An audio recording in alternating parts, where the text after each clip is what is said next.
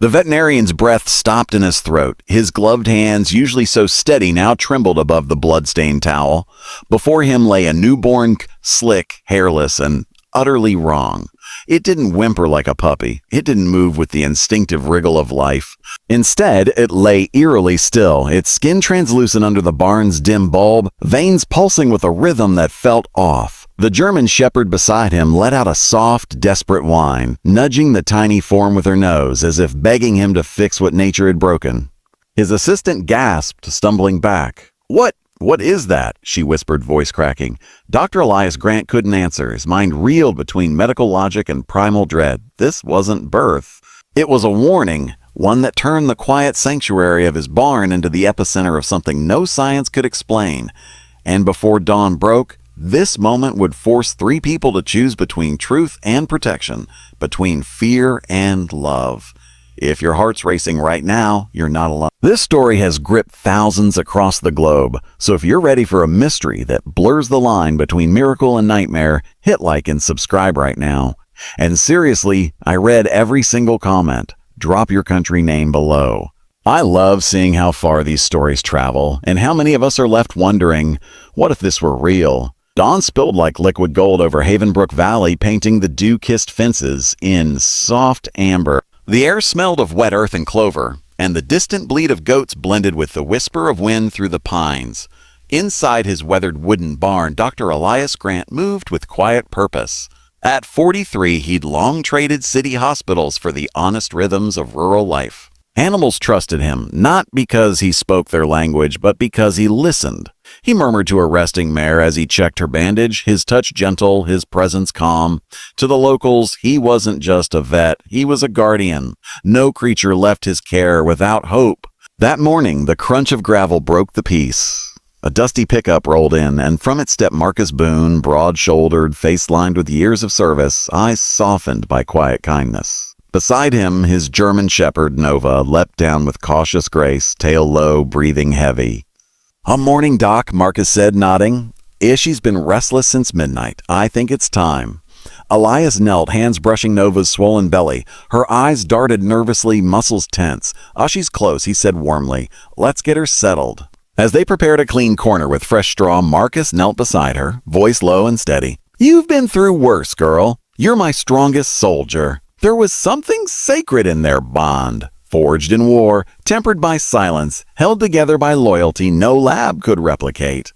The sun filtered through the slats, casting warm patterns on the hay. None of them knew this piece was borrowed. None of them sensed the storm about to be born. Then it happened. Nova let out a sharp, trembling cry, nothing like the usual labor sound. Her body seized, legs buckling as she collapsed onto her side, panting in shallow, ragged bursts.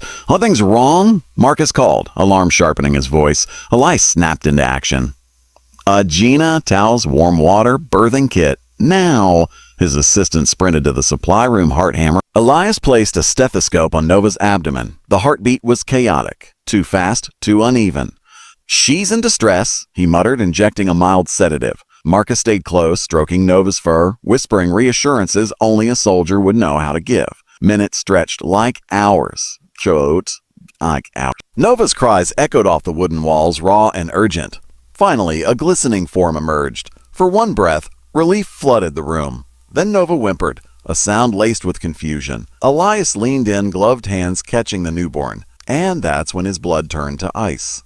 The creature was slick, hairless, its limbs too long, its chest rising in shallow, erratic spasms. It made no sound at first, then emitted a low guttural rasp, neither bark nor cry, but something disturbingly vocal. Jenna froze, towel clutched in white-knuckled hands. Marcus took a step forward, voice cracking. "Elias, what is that?" Nova growled, a deep protective warning, and curled her body around the strange infant. The air thickened. This wasn't just a difficult birth. This was something the world wasn't ready for. Elias forced his voice steady. "She's alive, but not normal."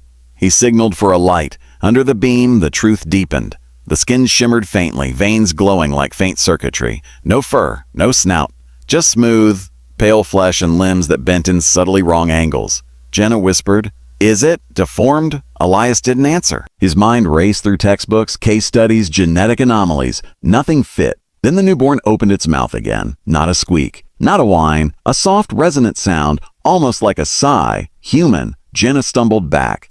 That's not possible, but it was, and worse, it opened its eyes, not black. Not blue, a hazy silvery gray blinking once with eerie awareness. Elias's legs nearly gave out. This shouldn't exist. Marcus knelt beside Nova, a hand resting on her shoulder. Whatever it is, Doc, it's hers. Help her save it. Those words cut through the fear. Elias nodded. Gently, he cleaned the infant, wrapped it in a soft towel. Nova relaxed slightly, licking its head, her maternal instinct unshaken by its strangeness. Outside, thunder rumbled, as if the sky itself recoiled. And in that moment, Elias knew this wasn't an accident. It was a consequence. Later, under the flickering barn lamp, Marcus finally spoke the truth. I found her 3 years ago, he said quietly, eyes on Nova. Near the old Ridgeview biofacility, it had been shut down after a fire. Rumors said they were running Project Aurora, splicing canine DNA with human neural tissue to create nines with empathy, intuition, almost human cognition. He pulled a small metal tag from his pocket, etched with Aurora 7. They abandoned her when the project collapsed. I thought I was saving a dog. Turns out I was hiding a secret. Elias ran DNA tests through the night. By sunrise, the results glowed on his screen. 87% German Shepherd, 13% human, stable, thriving, not contamination, not error, design. Jenna covered her mouth. They crossed a line no one should cross. Elias nodded grimly. They didn't just alter her genes, they weaponized motherhood. And now, nature finished what they started. The weight of it pressed down on them all. This pup wasn't a monster. It was a child, born of science, claimed by love. The black SUVs arrived at dawn, rolling through the mist like ghosts. 4 agents stepped out, faces unreadable, uniforms bearing no insignia. The lead woman flashed a badge too fast to read. A Dr. Grant. We're here for the hybrid. Elias stood firm. Is his private property. She didn't blink. Unauthorized genetic material falls under federal containment protocol. Marcus moved between them and the barn. There's a sick dog inside. Nothing more. One agent scoffed. These 2 agents advanced. Nova appeared in the doorway, hackles raised, teeth bared. In the doorway, hackles raised, teeth bared. Beside her, the pup now named Echo stood small but unyielding. To stand down, an agent barked, raising a tranquilizer rifle. Elias stepped forward, voice shaking but resolute. A shooter, and you'll never understand what she's protecting. Marcus locked eyes with the lead agent. You made her what she is. You don't get to take her back. A long silence. Then Nova's growl echoed through the fog, deep, primal, final. The agents exchanged glances. Without a word, they retreated. The SUVs vanished into the mist, leaving only tire tracks, and a vow unspoken. This secret would stay buried. Weeks passed. The barn breathed easy again. Echo grew, first softening into golden brown patches, movements gaining grace. But her eyes remained unchanged, deep, knowing, reflecting a soul too aware for her size. She followed commands, instantly sensed moods, even brought Marcus his boots when he seemed lost in memory. One afternoon, as sunlight dappled the pasture, Elias watched Echo nuzzle Nova, then trot over to lick Gina's hand after she'd been crying. She's not evolving, Elias murmured. He's remembering. Marcus sat beside him, quiet. The science tried to build the perfect soldier, he said. Instead, they gave us the perfect heart. Jenna smiled through tears. And maybe she's not proof of what went wrong, but what went right. In that humble barn guarded by love and silence, a miracle thrived, not because it was understood, but because it was chosen. Now, as twilight wraps Havenbrook Valley in quiet gold, Nova and Echo rest beneath the old rafters, no longer experiment, no longer secret, just mother and child. And somewhere in that stillness, where science ends and faith begins, the impossible found its home. If this story moved you, if it made you question what's possible, do me a favor, hit like, share with someone who loves mysteries, and subscribe for more untold truths. And tell me in the comments, what would you have done? Would you have protected Echo or exposed her? I read every reply. Stay curious, stay kind, and never forget, sometimes the greatest miracles are the ones we choose to hide.